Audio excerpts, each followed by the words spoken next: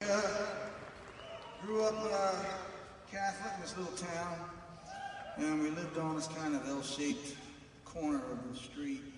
It was my grandmother's house where I lived with my mom and dad and my grandparents.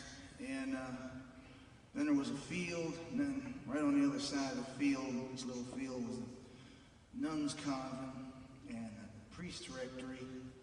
And then the church, Catholic church, was right on the corner. This is all in about a quarter of a block, I guess, or half a block.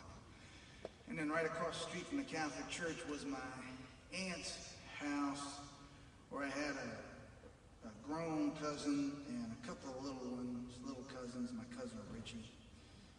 Then next to them was my aunt's house with my Uncle Pat and three grown man cousins. They were big and hairy and scared me. That's my recollection. My Uncle Pat, he wore a white shirt, brown pants, brown belt, dress shoes. He would take the shirt off and sit on his porch in what was known as the, I guess politically, the Italian t-shirt. And, well, they were all Irish. So they were all, and then up the street, about 2 houses up the street, was my great-grandmother's house. And that was all the Irish side of the family. That was my father's side. And then across the street, directly, was my grandmother, my mother's mother, and her daughter and 2 cousins who were slightly older than me. They were kind of cool cousins, you know. They were the Italians. Yes. And the weird thing was, and which I never thought anything about, is the Italians never crossed the street to the Irish side, and the Irish never crossed the street to the Italian side. As long as I was there as a kid. It was the most natural thing in the world, you know, to never see those people together. And then scattered around town, we had various other aunts and cousins, and everybody was there, you know. And then when it would thunder and lightning, besides being religious, they were superstitious. When it thundered and lightning, my grandmother would grab me by the hand, haul my ass up the street as fast as she could to her sister's house, where once it really started rocking and rolling, my Aunt Jane would bust the holy water out and throw it on all of us. This was immediately preceded by like lightning horror stories, like, you know, oh yeah, Mamie opened her closet, a ball of lightning came out and struck her dead. And at 6 years old, not that comforting. The holy water bath, not that comforting at 6 years old. So, yep, it was old school. But I grew up surrounded with the Catholic faith and strange people, though no stranger, I suppose, than ourselves. And it was a faith that was filled with beauty and poetry and absurdity and terror, you know. So anyway, you know, these are the hands, this is the cards we're dealt. So I've written a lot of songs filled with a lot of Catholic imagery. When I was writing songs about parents and children, my twisted mind, of course, would drift back and try to think, well, what would it be like if Jesus just as someone's son? And I wrote the songs called Jesus Was an Only Son.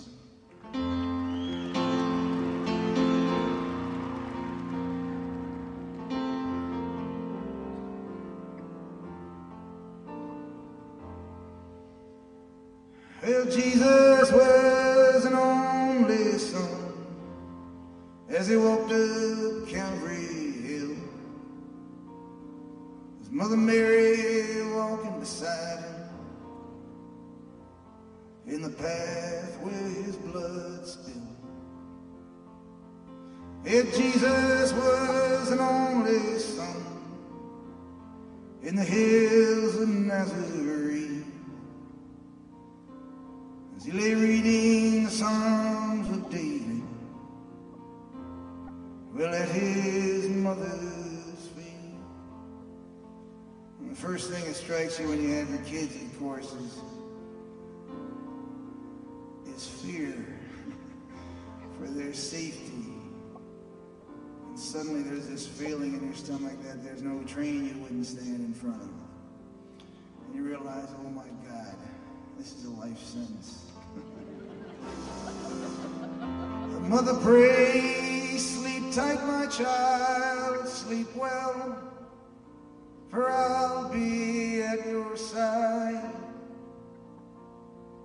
That no shadow, no darkness, no tolling bell will pierce your dreams this night.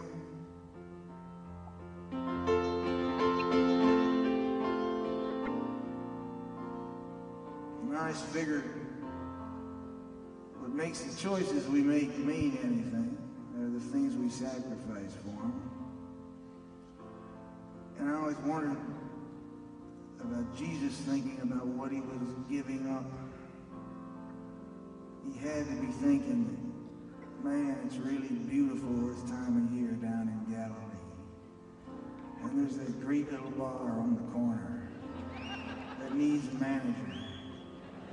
And Mary Magdalene did 10 bar to save the preacher for the weekend.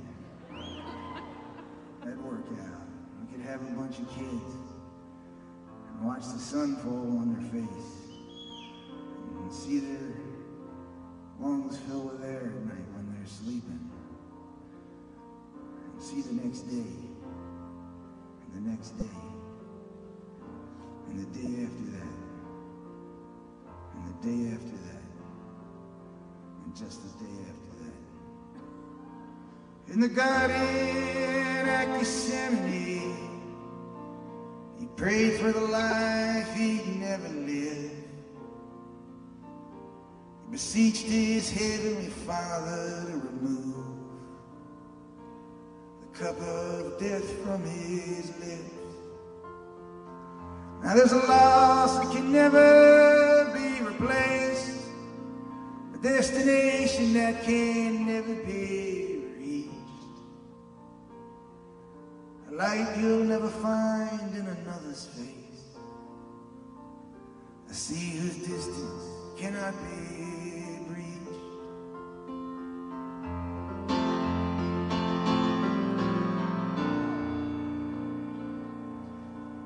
Well, Jesus kissed his mother's hands and whispered, "Mother, still your tears. For remember, the soul of the universe